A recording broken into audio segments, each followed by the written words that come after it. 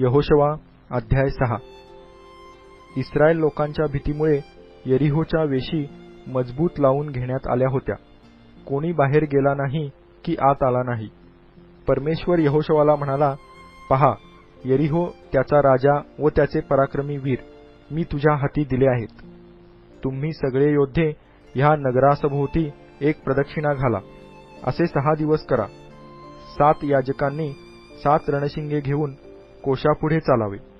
7व्या दिवशी तुम्ही नगराला 7 प्रदक्षिणा घालाव्या आणि याजकांनी रणशिंगे फुंकावी.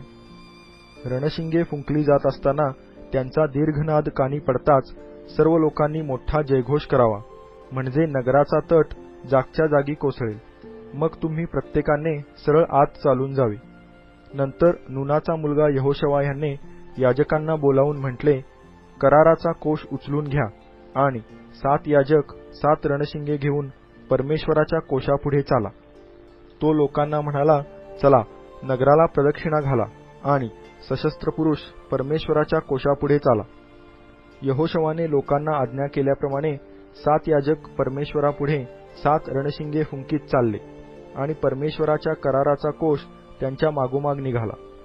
सशस्त्र लोक रणशिंगे वाजविणाऱ्या याजकांपुढे चालत होते आणि रणशिंगे वाजत असताना पिछाडीचे लोक कोशाच्या मागोमाग येत होते.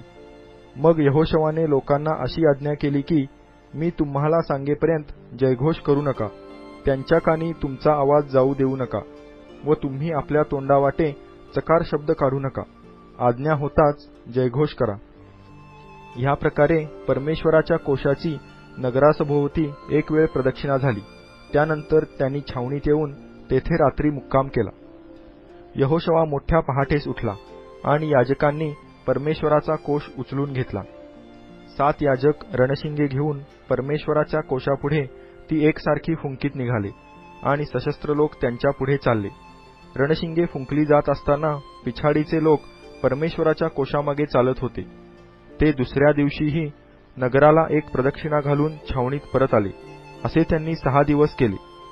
7व्या दिवशी अगदी पहाटेस उठून त्यांनी अशाच प्रकारे त्या नगराला 7 प्रदक्षिणा घातल्या. त्या दिवशी मात्र त्यांनी त्या नगराला 7 प्रदक्षिणा घातल्या. 7व्या वेळी याजक रणशिंगे फुंकीत असताना यहोशवा लोकांना म्हणाला, जयघोष करा, कारण परमेश्वराने हे नगर तुमच्या हाती दिले आहे. हे नगर व ह्यात जे काही असेल ते सर्व परमेश्वराला समर्पित करावे. मात्र राहाब वेश्येला आणि जे कोणी तिच्याबरोबर तिच्या घरी असतील त्यांना जिवंत ठेवावे, कारण आपण पाठविलेल्या जासूदांना तिने लपवून ठेवले होते. तुम्ही मात्र समर्पित वस्तूंपासून सर्वतः दूरच राहा. त्या समर्पित झाल्यावर त्यातली एखादी वस्तू तुम्ही घ्याल तर इस्रायलाच्या छावणीवर शाप आणून तिला संकटात घालाल. पण सर्व सोने, रुपे आणि तांब्याची व लोखंडाची पात्रे परमेश्वराप्रित्यर्थ पवित्र होत ती परमेश्वराच्या भांडारात जमा केली पाहिजेत. तेव्हा लोकांनी जयघोष केला आणि रणशिंगे वाजत राहिली. रणशिंगांचा आवाज ऐकताच लोकांनी मोठ्याने जयघोष केला आणि तट जागच्या जागी कोसळला. लगेच लोकांनी आपापल्या समोर त्या नगरात सरळ चालून जाऊन ते हस्तगत केले. त्या नगरातील पुरुष, स्त्रिया, तरुण, वृद्ध, गुरे-मेंढरे, गाढवे वगैरे सर्वांचा त्यांनी तलवारीने समूळ नाश केला. तेव्हा जे 2 पुरुष तो देश हेरावयाला गेले होते त्यांना यहोशवा म्हणाला, तुम्ही शपथ वाहिल्याप्रमाणे त्या वेश्येच्या घरी जाऊन तिला आणि तिचे जे कोणी असतील त्यांना बाहेर आणा. तेव्हा त्या तरुण हेरांनी आत जाऊन राहाबेला, तिच्या आईबापांना, भाऊबंधांना, तिचे जे कोणी होते त्या सर्वांना, म्हणजे तिच्या सर्व आप्तजनांना बाहेर आणून इस्रायलच्या छावणीबाहेर नेऊन ठेवले. मग त्यांनी ते नगर व त्यातले सर्व काही आग लावून जाळले. मात्र सोने, रुपे आणि तांब्याची व लोखंडाची पात्रे ही त्यांनी परमेश्वराच्या घराच्या भांडारात ठेवली. यहोशवाने राहाब वेश्या, तिच्या बापाचा परिवार व तिचे जे कोणी होते ते सर्व वाचविले. तिचा वंश आजपर्यंत इस्रायल लोकांमध्ये वसत आहे, कारण जे जासूद यरीहो हेरावयाला यहोशवाने पाठविले होते त्यांना तिने लपवून ठेवले होते. त्या समयी यहोशवाने असा शाप दिला की, जो कोणी यरीहो नगर उभारण्यास प्रवृत्त होईल त्याला परमेश्वराचा शाप लागेल.